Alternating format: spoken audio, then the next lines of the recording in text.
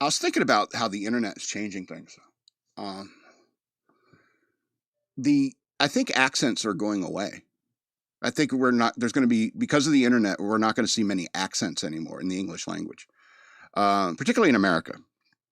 When I lived up north, there I had kind of a northern accent, I suppose. I mean, I didn't use as much. I like now I use some southern slang, but it's because I'm mid-Atlantic. See, I was born up in Connecticut, but I did spend many years in the South in Georgia.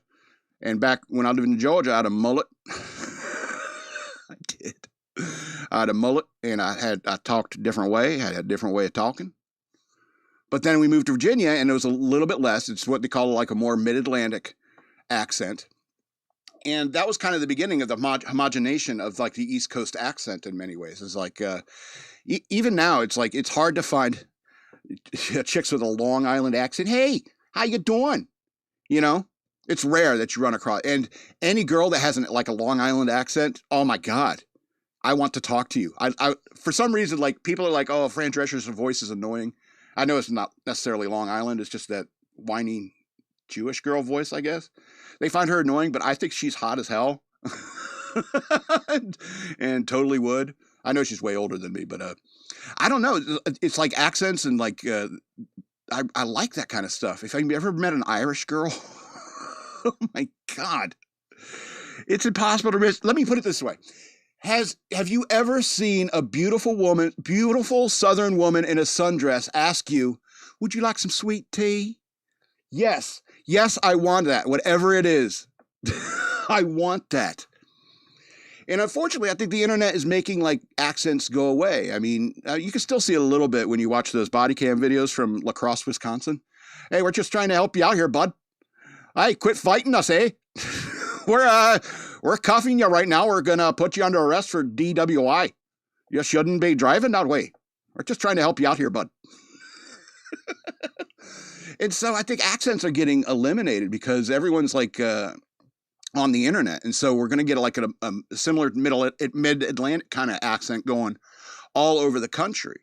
And I wonder if that's happening in like other places that have internet. Like is French becoming more homogenized? You know what I'm saying? Because of the internet. And because, you know, that's the point. It's like the Canadian French is different than French. You know what I mean? And so I wonder, because of the internet, are they starting to homogenize in the way they speak? Like, it's hard to tell. Are you from France or are you from Montreal? I don't know. Are you from Georgia? Are you from New York? I don't know. And so I wonder if that's like a bad thing. Also, additionally, I think that like culture and style, it hasn't moved a whole lot in the last 20 or 30 years. You know, back in the 20th century, it's like every decade had its own style. You know, from the big band era of the 40s, and then moved into the 50s with the you know, doo-wop, you know, and the greaser look, and then the 60s with the hippie look, and the, you know, Zeppelin and Grateful Dead and stuff like that. The hippies in the 70s moving in towards like a later hippie era, and then into disco, and then the 80s were their own awesome time, which is probably the best time I ever lived in, with guys in short shorts and mullets and lots of hair. And so everyone smoking cigarettes. In the 90s with grunge and stuff like that. But after that, you know, there's really not been a whole lot of movement in culture. And I think that is because of the internet. You know, when styles like the 60s movement like popped up, it started in like the Haight-Ashbury district of San Francisco. You know, and it was the time when, are you going to San Francisco? God, that's such a cumbersome line just to reference it. Anyway, so because of that, like people who would visit San Francisco and they'd see the way these hippie chicks are dressed, and they're like, oh, where did you buy that? And they go, oh, this store over here. They go to that store and they're like, oh, they'll buy a couple of those. And then they go to their hometown. They go back to their hometown and they're like the talk of the town because they're dressed like hippie chicks. And that's awesome. Plus, additionally, hippie chicks were like dressing very revealing, you know, and a lot of photographers for Time and Life magazine are all dudes. And they're like, oh, yeah. Click. Chicks basically wearing a bikini in the 1960s. I'm taking pictures of that.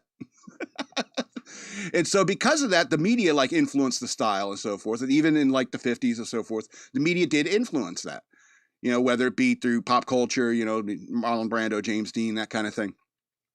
It did influence the culture. But because of the internet, It is kind of homogenized culture. And so like regional little trends and fads don't really work out the same way anymore because of the internet. Am I too wrapped up in am I sniffing my own farts here? Am I making any sense to you?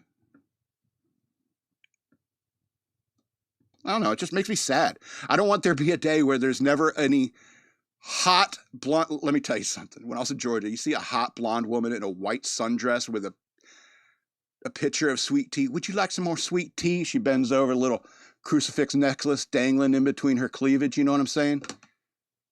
Would you like some sweet tea, honey? Yes, ma'am. Yes.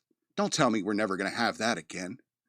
That's like one of the most beautiful things I ever saw, was like going to a restaurant and this pretty blonde chick, remember clear as day, leans over, that dangling little crucifix. Would you like some more sweet tea, honey? Yes, give me everything you want to give me. I don't want that to go away.